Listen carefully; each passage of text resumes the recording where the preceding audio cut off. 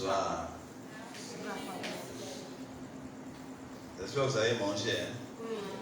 Bien mangé. Pas trop. Parce que quand ça va commencer là, ça va être chaud.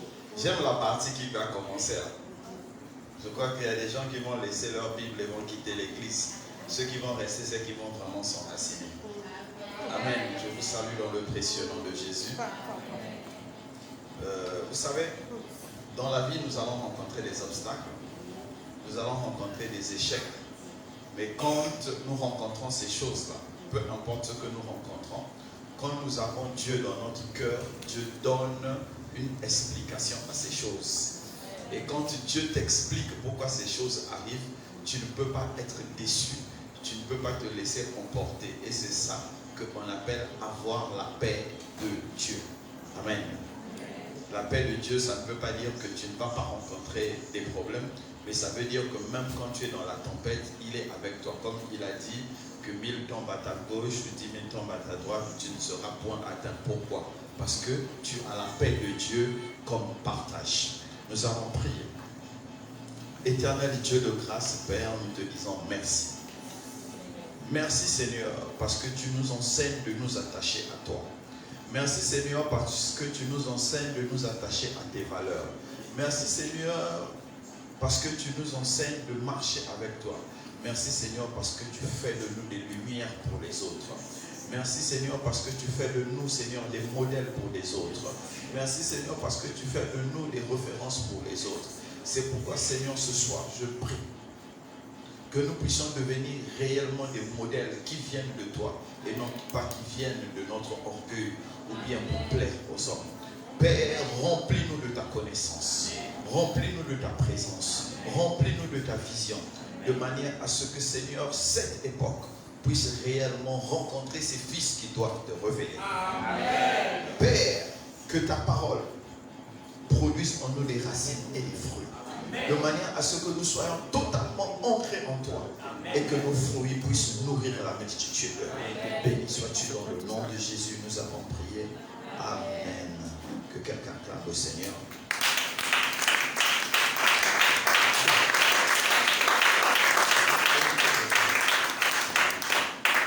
Le livre de 1 Pierre et de 2 Pierre, en fait, nous prépare aussi pour le jugement dernier. Et ce que j'aime beaucoup dans ces deux livres, c'est que c'est à la fois spirituel et social. C'est vraiment très spirituel et c'est très social. Donc à la fois, il te parle des choses du ciel, des choses à venir, mais à la fois, ces livres te parlent encore des choses de la terre. Donc je vous supplie, comme le prophète Jason l'a dit tout à l'heure, prenez le temps de réécouter les messages. Il y a déjà certains messages qui sont sur notre YouTube, Sébec TV, c'est déjà publié. Vous avez toutes les vidéos qui sont sur la page Sébec. Allez suivre, resuivez, écoutez. Amen. Amen. Amen. Amen. Amen. Faites-le, ça va vous aider. Faites-le, ça va vraiment vous aider. Ça va ouvrir votre vision, ça va ouvrir votre compréhension. Ne cherchez pas à suivre ce qui va vous divertir. Suivez aussi ce qui va vous enseigner. Ce qui vous enseigne, vous Amen. Amen. Donc nous allons continuer notre lecture. Donc nous allons commencer, c'est 2 Pierre 1, on va continuer à 12. Ah ouais non? Enfant, tu as mangé Nyomli avec Akassa. Avec quoi encore? Afiti. Amen. Non, mais attendez, dans la présence de Dieu, l'onction, c'est pas fermer le front. Hein? C'est pas porter un bout de tissu blanc ici qui fait qu'on est ça. Combien? Ah, mais est-ce qu'on peut porter un bout de tissu ou bien soutane juste qui traîne à terre et il n'a jamais été connu de Dieu? Donc, c'est pas ça. En Dieu, nous sommes libres. Amen. Allons-y. Voilà pourquoi je ne cesserai de vous rappeler ces choses, bien que vous les sachiez déjà et que vous soyez fermement attachés à la vérité qui vous a été présentée. Mais j'estime que je n'en éveille pas mes rappels tant que je serai encore dans ce monde. Car je sais que je vais bientôt quitter ce corps mortel comme notre Seigneur Jésus-Christ me l'a révélé. Cependant, je prendrai grand soin que même après mon départ, vous vous rappeliez toujours ces choses. Amen. Ok. Pierre fait une entrée. Moi, j'appellerais une entrée fracassante. Il est en train de dire qu'il va prendre soin de nous rappeler tout le temps ce qu'il nous enseigne. Parce que, qu'est-ce que Pierre nous enseignait? Il nous enseignait les vérités du Christ et les vérités pour bien vivre en société. Et il dit, tant que je serai dans cette tente, donc c'est le corps, son corps qu'il appelle une tente. Et il dit, tant que je serai dans cette tente, ça veut dire que c'est quelque chose de temporaire. Donc, tant que je serai dans ce corps, le travail que je vais faire, c'est quoi? C'est vous rappeler toujours les valeurs du Christ. Amen. Et il dit, et même quand je vais partir subitement, comme le Christ lui avait expliqué, parce que les historiens, Pierre a été crucifié, la tête en bas. Il avait été crucifié, la tête en bas. Donc, il est mort aussi en tant que martyr, comme le Christ lui avait dit, tu me suivras, mais pas maintenant. Donc, il dit, comme le Christ lui avait dit, il va partir subitement, il va quitter notre monde subitement, mais il dit, je vais m'arranger à ce que vous puissiez toujours vous souvenir de ça. Amen. Amen. En fait, moi, ce que je veux que nous puissions comprendre ici, c'est pas ce qui n'est pas écrit. Imaginez-vous ce que Pierre dit. Il dit qu'il prend soin de faire que les gens après lui, donc nous, en l'occurrence aujourd'hui, nous puissions nous souvenir que le Christ a marché sur cette terre, que le Christ était capable de nous sauver, que le Christ est capable de nous donner la vie éternelle et que nous sommes capables de marcher en nouveauté de vie. Et il dit, je vais faire tout mon effort possible pour que ce message puisse vous parvenir. Si le Christ n'était pas réel, est-ce que Pierre accepterait d'être martyr pour quelque chose qui n'est pas réel? C'est à ce niveau de réflexion que nous devons arriver. Amen. Comprenez ceci, notre foi ne doit pas être comme de la poussière. On souffle ça. Non, notre foi doit avoir de la densité. C'est tellement lourd que quand on souffle dessus, même quand le tsunami arrive, il ne peut pas enlever cela. Parce que c'est basé sur des choses réelles.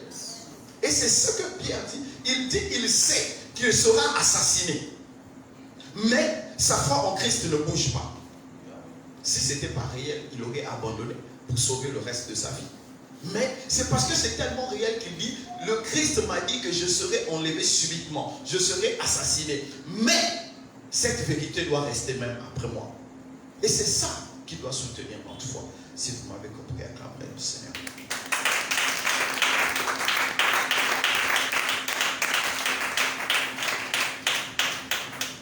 En effet, nous ne nous sommes pas appuyés sur des histoires habilement inventées lorsque nous vous avons fait connaître la venue de notre Seigneur Jésus-Christ dans toute sa puissance, mais nous avons vu sa grandeur de nos propres yeux. Amen, amen. Écoutez ce qu'il dit. Il dit, en effet, ce ne sont pas des fables, des histoires habilement conçues. Vous savez, qui connaît Harry Potter? Il y a quand même des gens instruits. Tu connais Harry Potter? C'est combien de temps? Là, je vais vous attraper. Hein? Je vous attrape maintenant. On va chercher le trailer. Qui connaît Harry Potter? Levez la main. Qui a suivi le film? Je sais que beaucoup ont suivi le film. Bon, qui a lu les livres? Je savais. J'ai lu les 7 livres. C'est gros comme ça, mais j'ai tout lu. C'est 7. Le dernier tome, c'est le 7. Voilà. Non, je vous dis, je lis pourquoi? Je lis, c'est pour ne pas venir dire des bêtises. Parce que quand tu ne sais pas ce qu'ils sont en train de faire, ils vont te surprendre dans ce qu'ils font. Harry Potter, par exemple, c'est une histoire habilement conçue. C'est vraiment tellement habilement conçu parce que la dame a créé tout un univers. Et quand vous lisez, vous êtes en point. Je vous assure, j'ai aimé le livre de Harry Potter. Ça parle de magie, de tout ça, je m'en fous. Mais c'est d'abord de la littérature urbaine. C'est comme ça qu'on appelle ce type de littérature. Donc je suis informé dans ce qu'on fait au quotidien. Donc elle a tellement conçu ce livre-là que si les gens ne sont pas intelligents, dans 10 ans, 15 ans, quelqu'un peut récupérer des parties et faire de ça une religion. Qui a déjà entendu parler des Raéliens?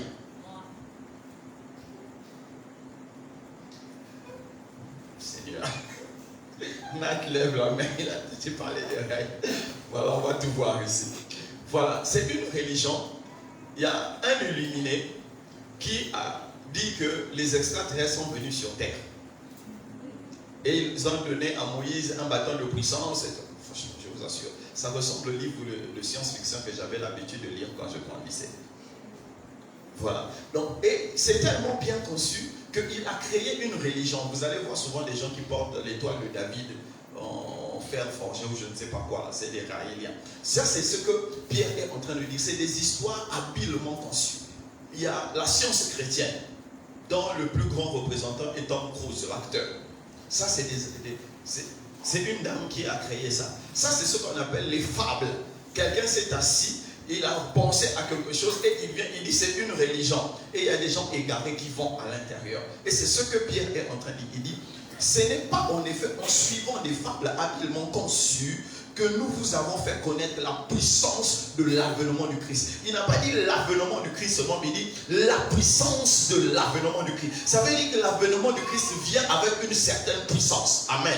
Et cette puissance dit quoi? Je ne vous laisserai pas seul, je vous donnerai le Saint-Esprit, afin que le Saint-Esprit vous guide dans tout ce que vous allez faire et dans tout ce que vous allez être. Aucune religion ne peut dire ça. Toutes les religions parlent de purification du corps.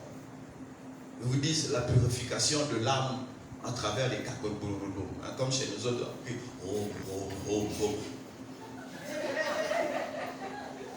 On s'est compris. Je n'ai pas donné le nom de quelqu'un. Amen. Mais parce qu'il demande un effort personnel. Mais le Christ ici dit non, c'est sa puissance qui nous conduit à nous unir avec lui. Il nous a aimés le premier. Donc c'est son amour, la puissance de son amour qui nous tire du péché, qui nous met à part et qui nous conduit. C'est pourquoi l'avènement du Christ vient avec une puissance. Ce n'est pas le Christ qui t'oblige à croire, mais la puissance de Dieu qui est en toi te convainc du péché. Te convient de sa gloire, te convient de sa sagesse, te convient de ce qu'il est Dieu qui a marché sur terre. Amen. Si tu m'as compris, acclame le Seigneur.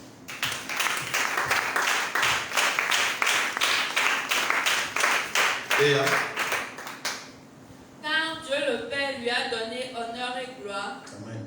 Lorsque dans sa gloire immense, il lui a fait entendre sa voix qui disait, voici mon fils bien-aimé, qui fait toute ma joie.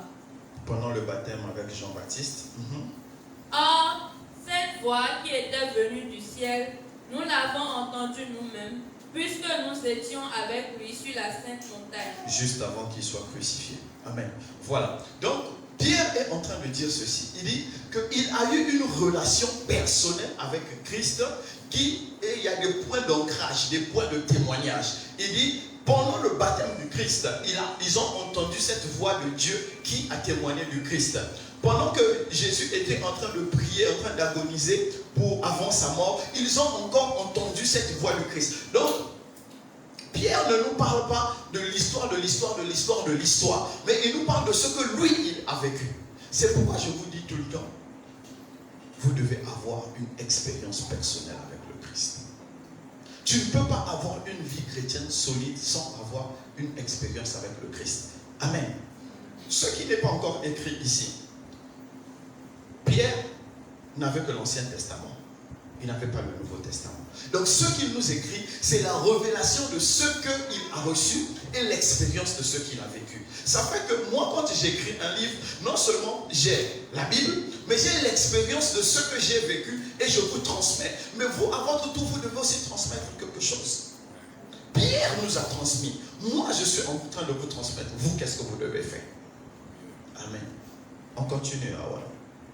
De plus, nous avons la parole des prophètes sur laquelle nous pouvons nous appuyer fermement. Amen. Donc nous avons l'Ancien Testament. Aujourd'hui, je peux dire que nous avons le Nouveau Testament. Et vous faites bien de lui accorder votre attention, car elle est comme une lampe qui brille dans un lieu obscur. Amen. Amen. Il dit, Bon, lui, il en parlait de l'Ancien Testament. Comme je vous ai dit, il n'avait pas encore le Nouveau Testament. C'est à notre époque. Il dit que la parole prophétique de l'Ancien Testament, donc je peux dire que la Bible est quoi? Une lampe à nos pieds, comme le psaume 119, 105 nous dit ça. Que la parole de Dieu est une lampe à nos pieds. Bon, pour ceux qui ne comprennent pas, ils vont dire, si je suis dans le noir, j'ouvre ma Bible, la Bible va éclairer la route. Non, c'est pas ça. On n'est pas en train de parler de ça, c'est pas ça. En fait, c'est une lumière à la fois spirituelle et morale. Quand tu as la Bible, non pas à la main, amen. Amen. Amen. Quand tu as la Bible, pas à la main comme je vois mes gars porter un gros costume jusqu'ici, avec une grosse Bible en train de transpirer au soleil. Non, c'est pas ça. Quand tu as la Bible dans le cœur, la parole de Dieu te guide dans ta moralité. Et elle te guide dans ta spiritualité. C'est ce que Pierre est en train de dire ici. Let's go. Sachez avant tout qu'aucune prophétie de l'Écriture n'est le fruit d'une initiative personnelle. Amen. Aucune prophétie des Écritures. Donc, quel que soit ce qui a été prophétisé, écrit dans la Bible, ce n'est pas un prophète ou une personne qui s'est levée pour dire « je proclame, je déclare, j'annonce, je prophétise, prophétie ». Non, il dit ce n'est pas. Vas-y, la suite c'est... En effet, ce n'est pas par une volonté humaine qu'une prophétie a jamais été apportée, mais c'est poussé par le Saint-Esprit que des hommes ont parlé de la part de Dieu. Poussé par le Saint-Esprit que les hommes ont parlé de la part de Dieu. Maintenant, quand les hommes, amen, ils donnent une description de la prophétie profonde. Il dit que c'est poussé par le Saint-Esprit que les hommes ont parlé de la part de Dieu. Quand je te dis prends ma chaussure, il y a ton passeport dedans. Je suis poussé par quel esprit? Qu'est-ce que j'enseigne? Reprends-nous le passage. On va finir avec ça aujourd'hui, là. On va partir. En effet, ce n'est pas par une volonté humaine. Ce n'est pas par une volonté humaine qu'une prophétie a jamais été apportée. Que quelqu'un commence à parler. Mais c'est poussé par le Saint-Esprit. Mais c'est poussé par le Saint-Esprit que des hommes ont parlé de la part de Dieu. Que je me suis levé et je parle de la part de Dieu. Est-ce que vous comprenez? Donc quand je vais parler de la part de Dieu, est-ce que... Amen. Amen. Amen. Amen. Où est-ce que vous avez ouvert la Bible et vous avez vu, Dieu a dit à quelqu'un, enlève tes souliers, il y aura passeport dedans. Où est-ce que vous allez dire passeport n'existait pas dans ce temps-là? Je dis d'accord. Mais où est-ce que vous avez vu dans la Bible quelqu'un qui s'est mis dans un fût et il partage un gobelet d'eau, de l'eau qu'il s'est lavé pour que les gens soient purifiés? Où vous avez vu ça? Où est-ce que vous avez vu dans la Bible où un prophète s'est levé et il a commencé à dire j'entre dans ta maison, j'entre dans ta maison, je vois à gauche, je vois à droite? Vous avez vu ça où? Parce que quand la parole de Dieu sort, premièrement, elle commence par enseigner. Elle commence par enseigner. Et après, elle donne une révélation. Elle transforme. Et après, elle donne la gloire. Regardez la vie de Moïse. Moïse, ôte tes souliers de là où tu es, car cette terre est sainte. Moïse vient d'avoir une information, il ne savait pas que là où il était, c'était saint. Je vais t'envoyer. Lisez votre Bible. Tant que vous ne pouvez pas lire votre Bible, sondez les Écritures, il vous sera difficile de comprendre un certain nombre de choses. Amen. Continue, ma fille. 2 Pierre 2. Autrefois, il y a eu des prophètes de mensonges parmi le peuple d'Israël. Il en sera de même parmi vous. Ces enseignants de mensonges introduiront subtilement parmi vous des erreurs qui mènent à la perdition. Amen. Voilà, on est arrivé au point en question. Ils ont dit, comme il y avait Élie, il y avait Élisée, il y avait aussi des faux prophètes. Quand il y avait Jérémie, il y avait aussi des faux prophètes. Il y avait Ésaïe, il y avait aussi des faux prophètes. Et il dit, de la même manière qu'il y a eu ces faux prophètes-là, aujourd'hui, comme c'est la doctrine qui prime, c'est la qualité de la parole de Dieu qui prime, il dit qu'il y aura des gens qui vont venir, qui vont vous donner une parole qui ressemble, amen, à l'évangile, mais qui n'est pas l'évangile. Il dit qu'ils sont des docteurs. Ça veut dire qu'ils vont... J'ai beaucoup vu ça aujourd'hui, je vois ça beaucoup. Moi, j'appelle ça des sandwichs. C'est devenu des sandwichs. En fait, on prend un verset, on prend un deuxième verset, donc on prend le premier verset, on lit, on dit des bêtises, on dit des bêtises, on dit des bêtises, on prend un dernier verset, on ferme, ça fait un sandwich. C'est ça. Oui.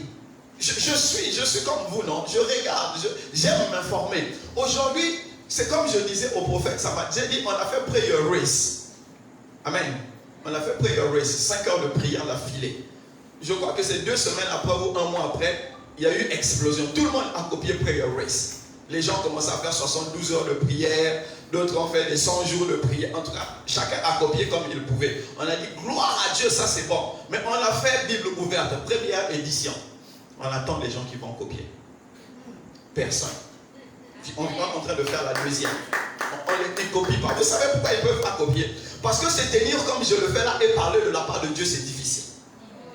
C'est difficile. Ça fait 5 jours, je parle. Je vous ai montré, non, j'ai quoi? J'ai rien.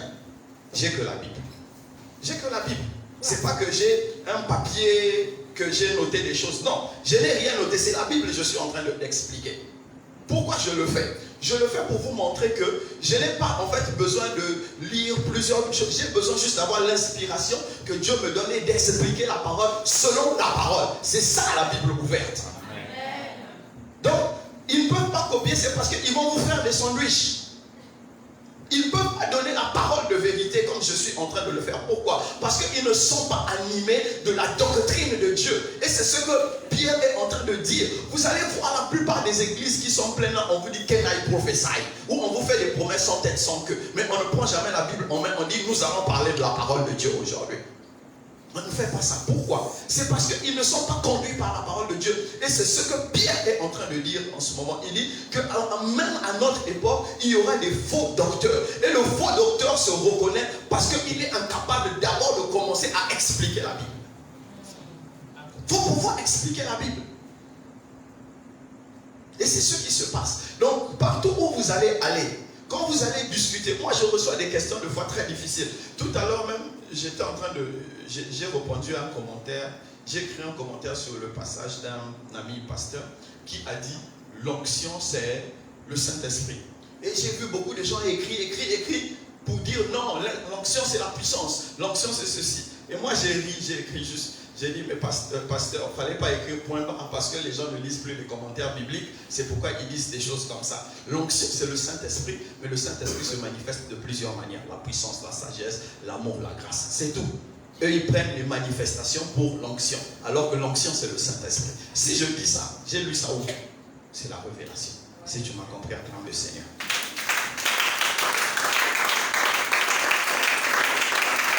Vas-y, fais-nous 12 bébés, vas-y. Ils renieront le maître qui les a rachetés et attireront ainsi sur eux une perdition soudaine. Voilà, ça ce sont les frères. Vraiment, si vous connaissez, c'est l'amour qui parle. Si vous connaissez quelqu'un qui était au milieu de nous, comme le prophète Samad l'a dit tout à l'heure, et vous trouvez qu'il s'est refroidi ou nous a quittés, pardon, priez pour cette personne. Parce que c'est ce qu'elle vient de dire, c'est ça. Si quelqu'un a été éclairé, si quelqu'un a connu le Christ, quand il sort du Christ, son jugement a commencé. Et c'est ce que Pierre est en train de dire. Donc si vous connaissez quelqu'un qui priait, qui était motivé, vous savez, les défis de la vie, nous ne pouvons pas faire face aux défis de la vie de la même manière. Non, ne vous moquez pas de celui qui est en train de se noyer, parce que vous ne connaissez pas pourquoi il se noie. Mais au contraire, prions pour ces gens-là. Amen. Maintenant, toujours là, il dit, il y a certains qui ont commencé avec le Christ, mais les défis du siècle présent les poussent à virer. Parce qu'il y a certains qui se disent, on a commencé ensemble. Ou bien, il y a des gens, j'ai commencé avant lui, il est venu dans l'église, il a acheté voiture, il a construit carré, moi je suis encore là. Après, on va maintenant chercher la solution ailleurs. Et c'est ça que la Bible est en train de dire. Quel que soit, Amen. Amen. Amen. Amen. Amen. Je vais parler surtout aux filles. Quel que soit ce que vous traversez, ne vous prostituez pas, ne vous vendez pas. Ça ne vaut pas la peine. Même s'il te reste un seul slip, porte ton pantalon sans slip, c'est pas grave, personne ne saura qu'il n'y a pas de slip. Mais ne vous prostituez pas, ne vous vendez pas. Parce que là où ça va vous emmener, vous savez, le danger pour vous, vous qui êtes ici, je ne parle pas des gens de l'extérieur, je vous ai dit, la Bible a été écrite pour nous les croyants, ce n'est pas pour les païens. Les païens lisent ça comme j'ai lu Harry Potter. C'est le chrétien, quand il lit la Bible, il a la révélation. Donc la parole de Dieu a été écrite, nous, pour nous conduire et pour nous emmener à la stature parfaite du Christ. Je dis ceci, si vous vous perdez, après avoir écouté cela, il sera difficile, voire même impossible de vous rattraper. Parce que votre cœur va s'endurcir. Votre cœur s'endurcit. Pourquoi? Parce que vous avez déjà reçu la vérité et vous avez renié la vérité. En ce moment, le cœur s'endurcit. Parce qu'il n'y a pas une autre vérité plus grande que celle que vous êtes en train de recevoir aujourd'hui. Donc, même quand tu commences à avoir des cheveux blancs comme moi et tu n'as pas trouvé de mari, dire gloire à Dieu, ça veut dire que tu m'as destiné à ne pas trouver de mari. Amen. Même si les gens m'ont attaqué parce que j'avais dit que c'est faux cette histoire que chaque femme doit se marier. C'est une hérésie. Je n'ai pas vu ça dans la Bible. La Bible n'a jamais dit que toutes les femmes vont se marier. Ou bien quelqu'un connaît le verset. Il n'a qu'à me donner le verset. Qui connaît le verset? Ça c'est dans la maison de l'Éternel, je dis sur toute la terre. Elle me dit dans la maison de l'Éternel. Je dis sur toute la terre, je ne parle pas de la maison de l'Éternel. Et même dans la maison de l'Éternel, tout le monde n'est pas fille de Dieu.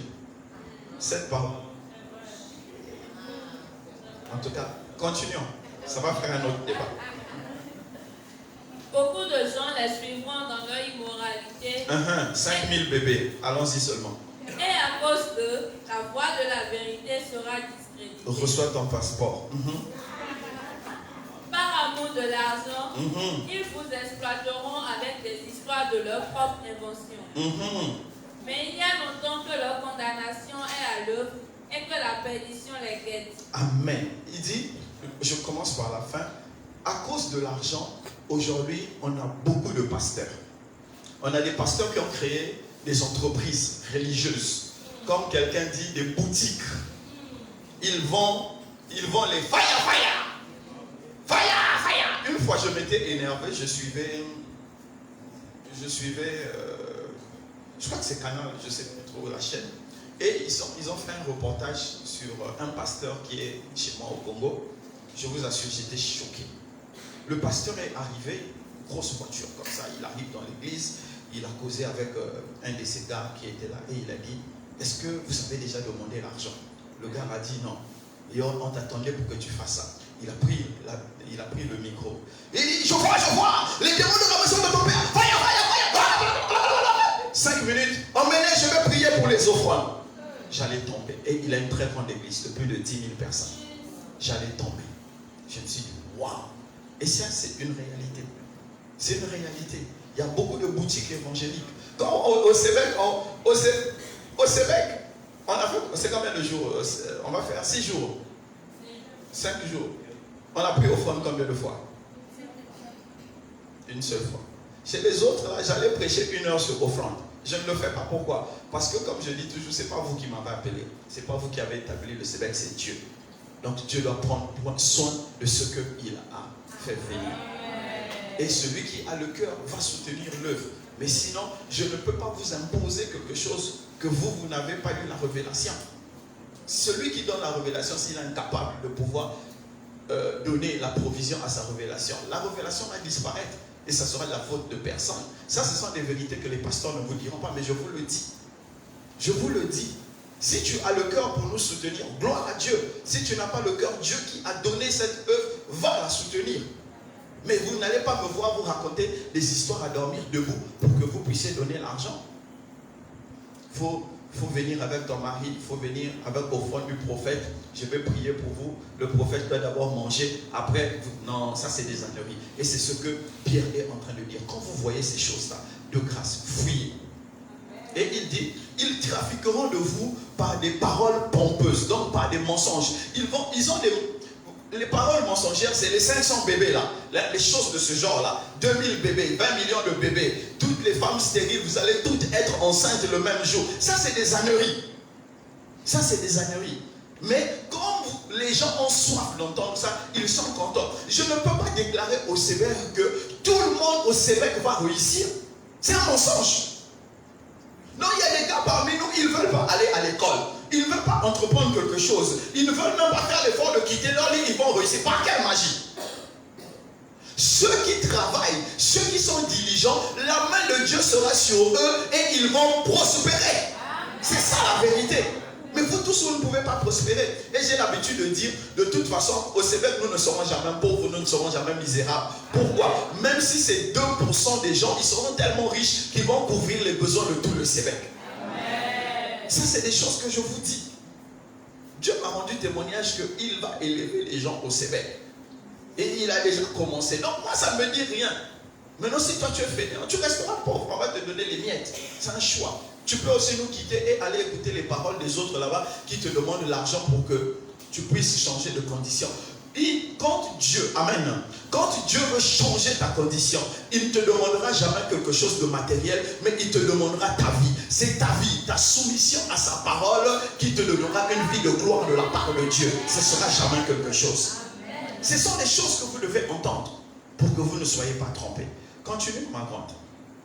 En effet, Dieu n'a pas épargné les anges qui ont péché. Il les a précipités dans l'abîme où ils sont gardés pour le jugement, enchaînés dans les ténèbres. Amen. Il n'a pas non plus épargné le monde ancien lorsqu'il fit fondre le déluge sur ce monde qui n'avait aucun respect pour lui. Il a néanmoins protégé Noé, qui appelait ses contemporains à mener une vie juste, ainsi que 7 autres personnes avec lui. Amen. Voilà, Dieu est en train de dire que tous ceux qui ne se sont pas soumis à lui, en commençant par une partie des anges, il y a une partie des anges qui sont devenus ce qu'on appelle aujourd'hui des démons, mais il y a une partie des anges qui sont enchaînés quelque part parce que les laisser libres pour l'humain, ça devait être trop compliqué. On devait avoir vraiment des vrais combats spirituels. Déjà, les petits démons là nous font la misère et ceux-là, ça va être encore plus compliqué. Donc, il y a une catégorie qui sont enchaînés, que Dieu n'a jamais libérés, ils ont été désobéissants. Et Dieu dit encore, si dans le temps ancien, il a fait venir un déluge et il n'a sauvé que 8 personnes. J'imagine, amen. Aujourd'hui, l'humanité, c'est combien de personnes à peu près? 7 milliards. Donc, si on remonte le temps, et on remonte le temps jusqu'à l'époque de Noé, et on trouve que peut-être toute l'humanité n'était que de 1 million de personnes. Ou même au moins, prenons 100 000 personnes. Imaginez dans 100 000 personnes, Dieu n'a sauvé que 8. Imaginez ça. Donc tu as 100 000, on te vole tout, on te laisse 8 francs. Imagine combien on t'a laissé. C'est ce qui s'est passé. Donc imaginez si à cette époque, Dieu a détruit l'humanité pour laisser 8 personnes. Imaginez ce qu'il va faire à cette époque. À l'époque, là, ils avaient l'excuse de ce qu'ils avaient la loi. Bon, ils n'avaient même pas la loi, ils avaient que la conscience. Mais nous, à notre époque, on a eu la loi, on a eu la grâce. Qu'est-ce qui va se passer? Continuons ce coup. Il a condamné à la destruction les villes de Sodome et de Gomorrhe en les réduisant en cendres, pour donner à ceux qui se révoltent contre lui un exemple de ce qui leur arrivera. Amen. Il a détruit deux villes. Sodome et aujourd'hui, on a Paris, on a New York, on a Brasilia, on a Mexico, Las Vegas, LA, Los Angeles, Miami,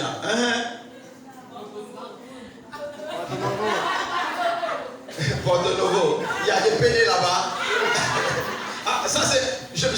Pardon les gars, c'est pas moi, hein. C'est ici on a dit Porto Novo.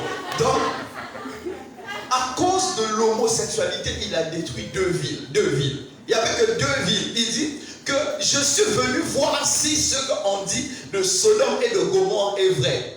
Et il a envoyé des anges. 2 villes.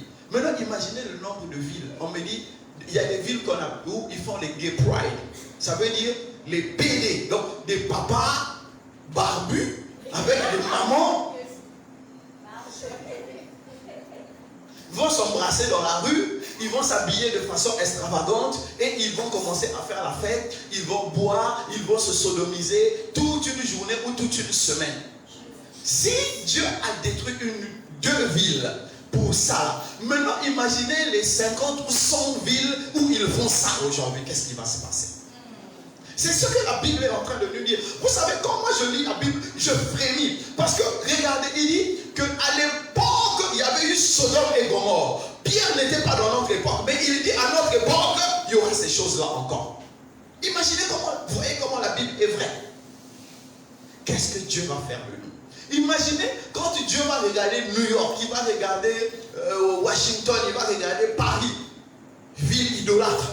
Quand il va regarder, qu'est-ce que Dieu pense de ça? Si à cette époque il y avait 100 000 personnes, on pense, il a sauvé 8. À notre époque, qu'est-ce qui va se passer? À notre époque, qu'est-ce qui va se passer? C'est pour ça que nous devons réfléchir. Nous devons comprendre le poids de notre foi, le poids de notre appel, le poids du fait que nous avons été mis à part. C'est une grâce. Parce que si on était à l'époque de Noé, on ferait partie des 8. Mais encore, parce que les gars, les 8 là, ont accepté d'écouter Noé. Il y a certains qui pouvaient dire, laissez-moi d'abord, je vais aller me marier. Et là, le déluge serait arrivé. Ils sont restés sûrement travailler avec Noé. C'est pourquoi ils ont été sauvés. Mes frères et mes soeurs, ces choses-là, ce ne sont pas des choses de demain, ce sont des choses d'aujourd'hui. Que chacun de nous sache se garder. Amen. Il a délivré Lot, cet homme juste qui était consterné par la conduite immorale des habitants débauchés de ces villes. Amen. Regardez, dans toute la ville, les villes de Sodome et Gomorrhe, qui a été sauvé? Lot, sa femme, ses 2 enfants. Même pas ses beaux-fils. Vous voyez? Donc dans une ville comme Cotonou, Dieu va sauver 4 personnes. Je crois qu'on doit beaucoup réfléchir. Allons-y.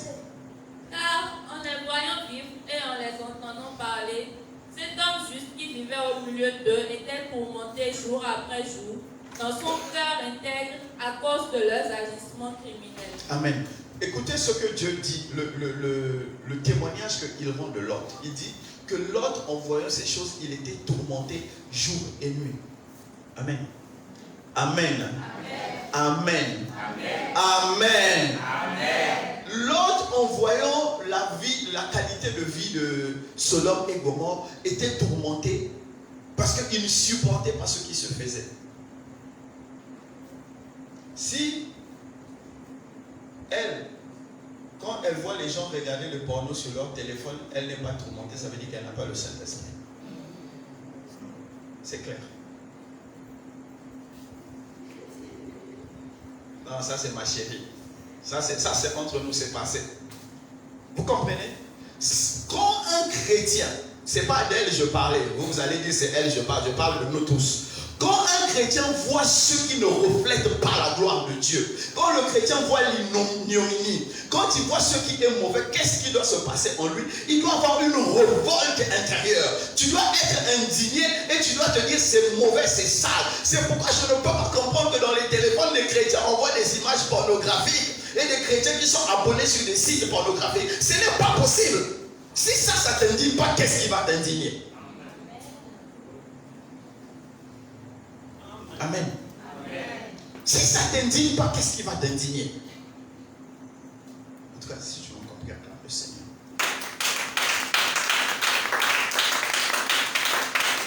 Ah ouais, on continue.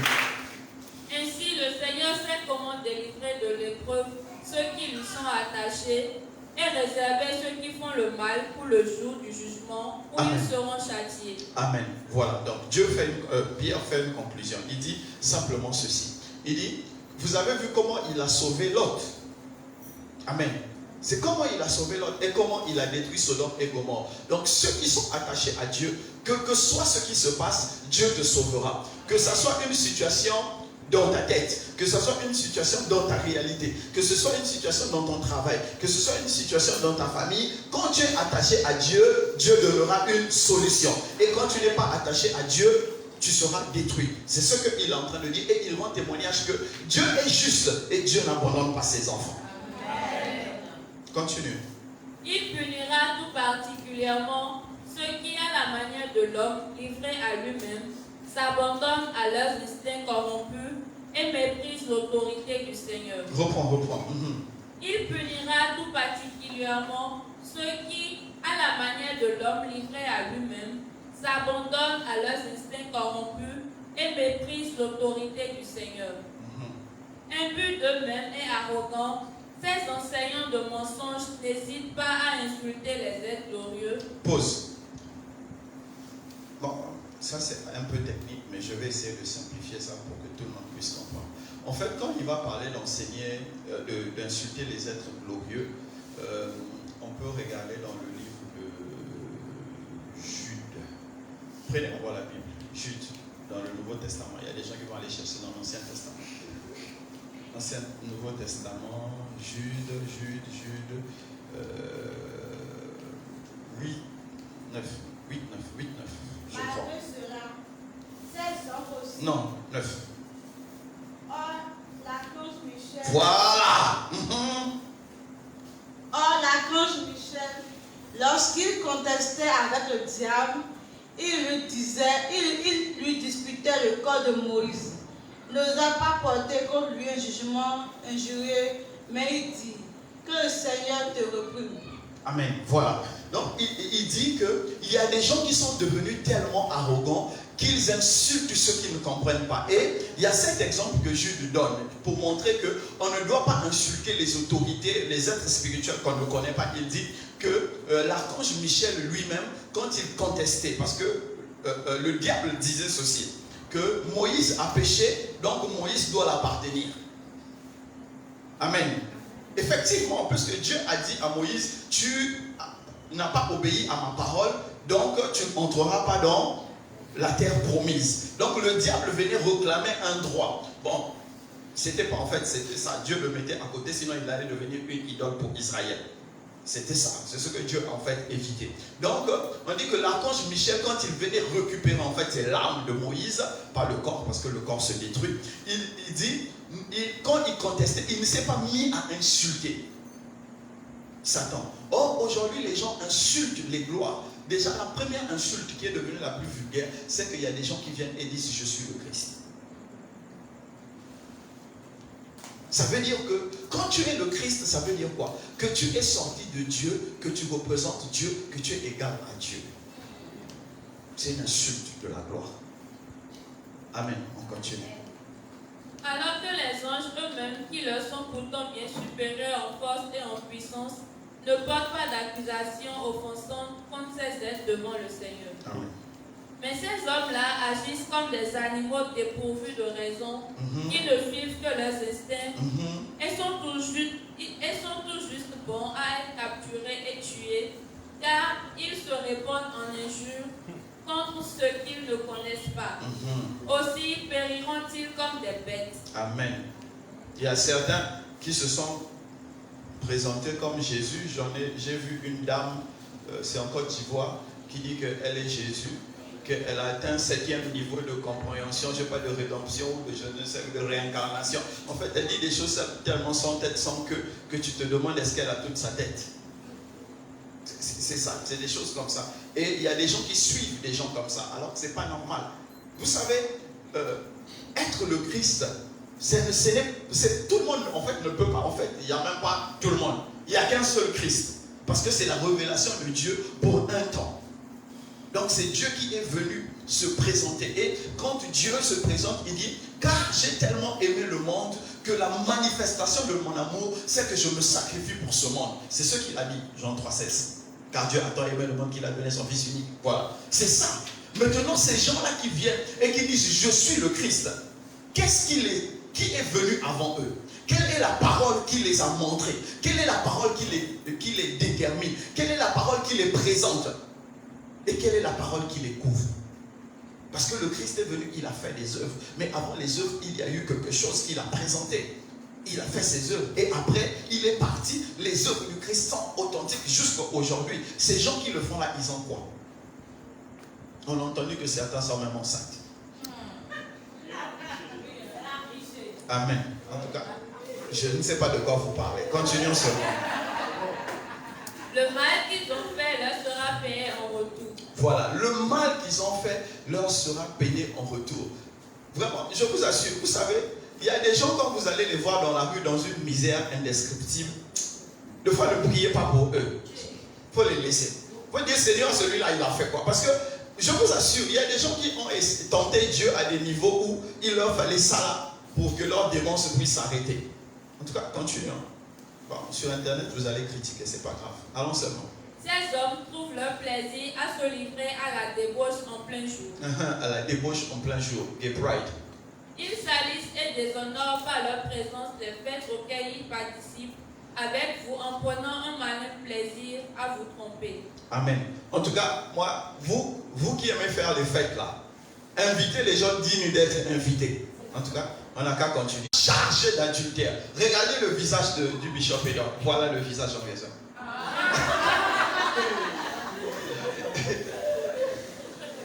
En fait, amen. Non, regarde, les gens ont regardé aussi. Vous là, vous êtes grave pas.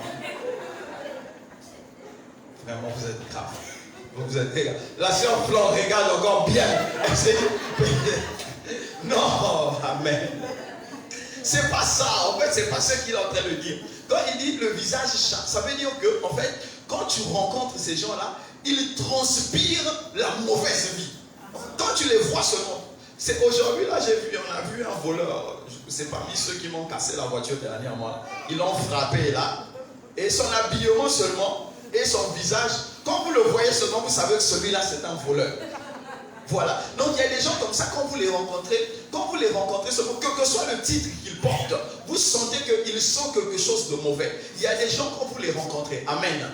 Quel que soit le gros titre qu'ils portent, vous sentez qu'ils sont possédés par des milliers de démons. Et vous sentez ça. Tu ne comprends pas, mais Dieu est mal à l'aise à côté de cette personne. Et c'est de ça que Dieu est en train de dire. Donc il y a des gens, surtout les femmes, quand vous travaillez ou bien vous allez dans certains bureaux, vous sentez le gars quand il te voit, il commence même à baver. Voilà, les gens qui sont dont le visage est chargé d'adultère. C'est ce genre de personnes-là que Pierre est en train de parler. Continue, ma fille. Et d'un besoin insatiable de péché. Vraiment. Pause. Besoin insatiable de péché. Ça veut dire que c'est un tonneau sans fond. Chaque fois qu'on ajoute le péché, ça finit jamais. Ça se remplit seulement. Ce qui est malheureux, s'il ne parlait que des gens du monde, on allait comprendre. Mais dans l'église, nous sommes remplis comme ça maintenant. Beaucoup au milieu de nous. Dans le péché, en fait, nous prenons plaisir d'inventer même des nouveaux péchés dans l'église. Oui. Pourquoi vous voulez que je vous parle des païens alors que j'ai beaucoup d'exemples dans l'église? Comment? Amen. Comment t'appelles? Belvida. Voilà. Comment vous allez voir une soeur qui vous écrit, qui dit: vraiment, pasteur, moi je ne peux pas tenir une semaine sans avoir des rapports sexuels. Elle n'est pas mariée. Ça c'est quoi? C'est insatiabilité du péché de sexe. Et c'est rempli dans l'église. Quand elle sourit, elle ferme les yeux. Ça va aller. Mais c'est ça. Et on dit non, ça c'est la vie des païens. Non, c'est notre vie. Il y a des gens qui me disent: pasteur, chaque semaine je dois me masturber, je ne tiens pas, sinon je vais exploser. Mais c'est ça le besoin insatiable de péché. Tu aimes ça, tu approfondis ça, tu t'expertises dedans. C'est ce que nous sommes en train de devenir aujourd'hui. Au lieu de nous transformer, au lieu de continuer à chercher Dieu pour que ces choses sortent, mais nous multiplions notre imagination pour que ces choses-là puissent encore s'ancrer profondément en nous. Et après, on vient ici, on commence à prier. Gloire à Dieu, alléluia, la gloire de Dieu va reprendre sur moi. J'ai toujours vainqueur, jamais vaincu. Mais tu es vaincu par le péché. Amen. On continue. Ils prennent au piège les personnes mal affermies. Voilà l'autre partie. Donc, tu vas venir, tu vas voir que vite, je vous assure, il y a des choses qui se passent dans la vie qui sont compliquées. Quand vous avez des petites sœurs, quand vous avez des enfants, priez beaucoup pour vos petites sœurs, vos petits frères et pour vos enfants. Priez beaucoup. Parce que le diable utilise souvent des gens qui sont à proximité de vous pour pouvoir changer la destinée, pour corrompre les gens. C'est comme une fois je suivais le pasteur Sanogo qui était en train de dire qu'il y a une dame qui est dans sa chorale qui a décidé de faire quoi? Elle corrompt les nouvelles filles qui viennent dans la chorale pour les mettre dans la prostitution. Vous imaginez? Et si Dieu n'avait pas révélé ça, elle allait faire ça pendant longtemps encore. Et c'est ça qui se passe dans l'église. Donc vous devez veiller les uns les autres, et vous devez dénoncer ce genre de choses. Quand une soeur, un frère vient te dire dans l'église, oh je te trouve belle, quand tu t'assois là, je ne respire plus. Faut venir me voir, je veux ce genre de frère. On va lui demander s'il est prêt à se marier. S'il n'est pas prêt à se marier, il se calme. S'il ne veut pas se calmer, il peut partir. Même avec 5 personnes, nous on va continuer à avancer.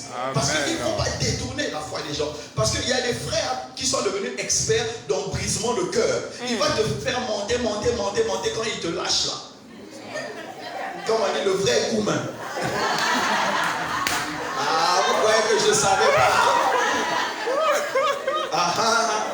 Et la soeur tombe, elle ne peut plus se relever. Toute la vie est brisée. Elle devient amère, elle devient méchante, elle devient mauvaise. Parce qu'une seule personne a voulu jouer avec la vie de l'autre. Et c'est ça qui est en train de se passer aujourd'hui dans l'église. Ma fille, on continue. Ils n'ont plus rien à apprendre en ce qui concerne l'amour de l'argent. Ils sont devenus experts, professionnels. Ils sont devenus dangotés dedans. Allons seulement. Ils sont sous la malédiction divine. Ils ont abandonné le droit chemin et se sont égarés en marchant sur les traces de Balaam, fils de Béor. Vous allez voir ça dans le livre de Nombres. Qui a aimé l'argent mal acquis. Mais il a été rappelé à l'ordre pour sa désobéissance. C'est une ânesse muette qui, se mettant à parler d'une voix humaine, a détourné le prophète de son projet insensé. Amen.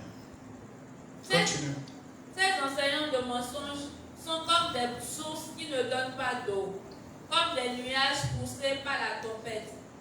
Dieu leur a réservé une place dans les ténèbres les plus profondes. Amen. Voilà, donc on va s'arrêter là à ce niveau-là. On va passer au chapitre 3. Pierre est en train de dire ceci. Il dit, ces prophètes-là sont des sources sans eau. Une source doit pouvoir produire l'eau.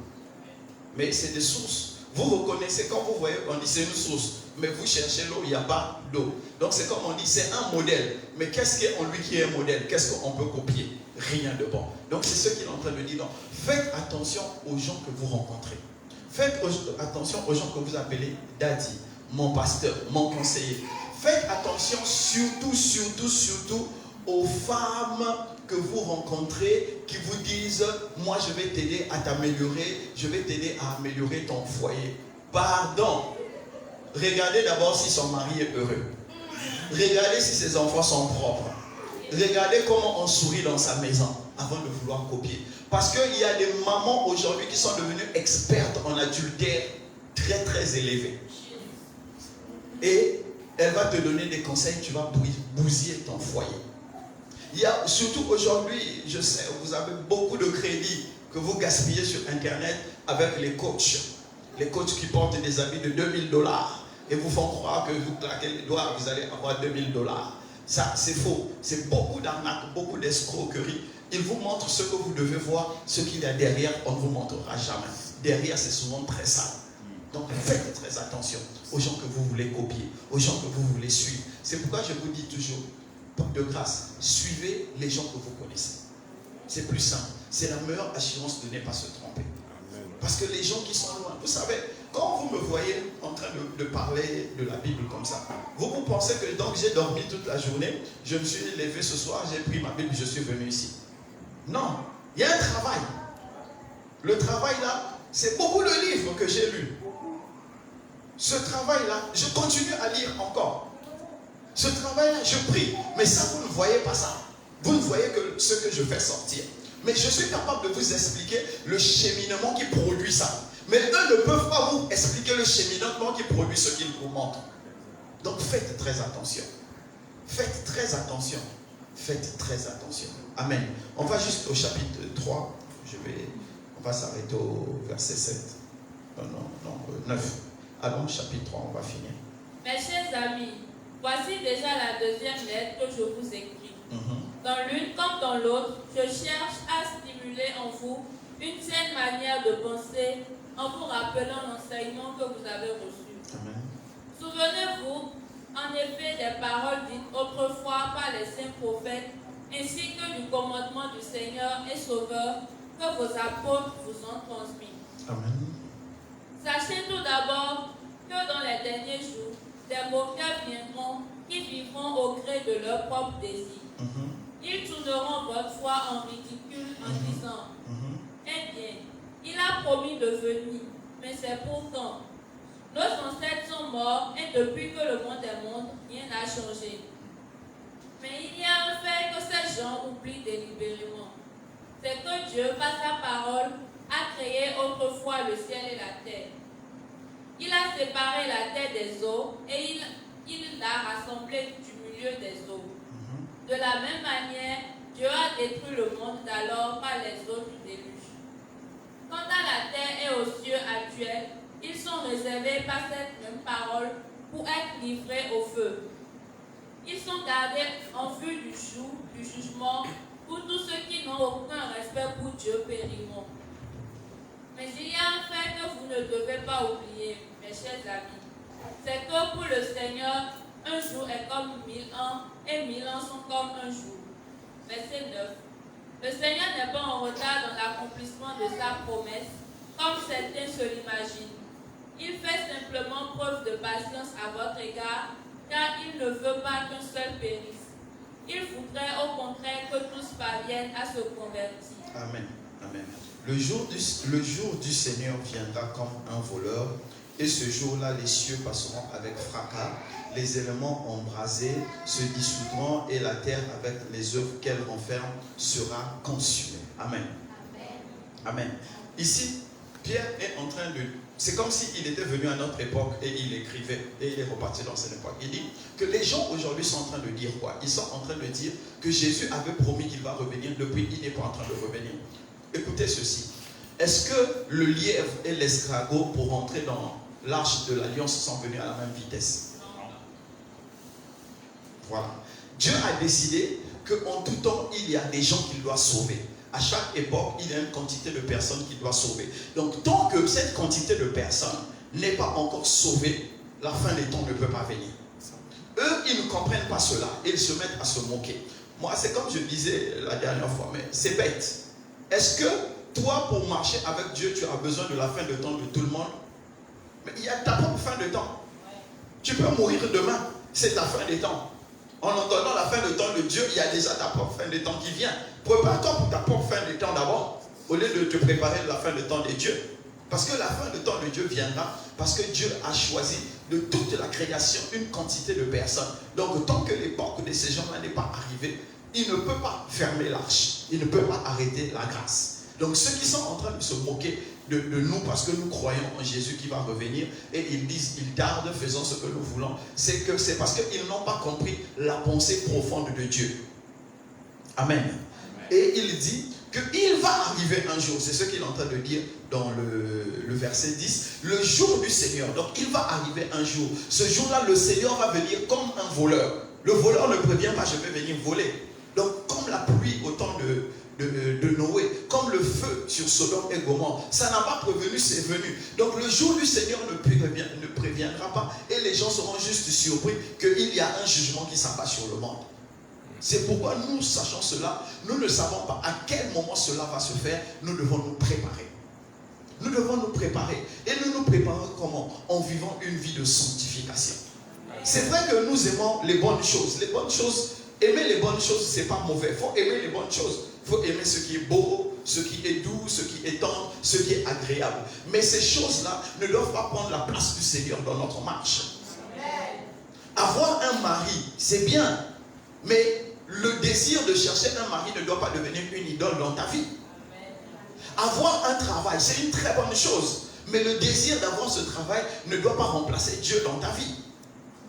Amen. Donc quand vous allez comprendre ces choses, vous allez comprendre que quand nous vivons pour Dieu, nous vivons pour une espérance plus élevée que les choses que Dieu peut nous donner. Amen. C'est pourquoi, mes frères et mes sœurs, je vous répète encore, le jugement viendra. Faites tout votre possible de manière à ce que vous ne puissiez point rater le jugement. vous ne puissiez plus point rater l'enlèvement. Car la terre sera jugée. Si Sodome et Gomorrhe ont été jugés, Paris, New York, San Francisco, Las Vegas, LA, Mexico, Brasilia seront jugés. Peut-être que tu seras là-bas le jour. Donc, vraiment, je vous supplie, prenez votre vie spirituelle au sérieux. Quand tu prends ta vie spirituelle au sérieux, ce n'est pas pour mon plaisir, ce n'est pas pour ma joie, c'est pour toi-même. Ce n'est pas pour moi. Moi, jusqu'à l'instant où je suis debout là, Dieu me rend témoignage que je suis sauvé. Donc, même si je meurs aujourd'hui là, donnez gloire à Dieu, je suis déjà sauvé. Ma place est déjà là-bas. Il y a un nom, je vais seulement aller m'asseoir. Mais toi, est-ce que ton esprit te rend témoignage de ça? Ah, que Dieu vous bénisse, que quelqu'un acclame le Seigneur.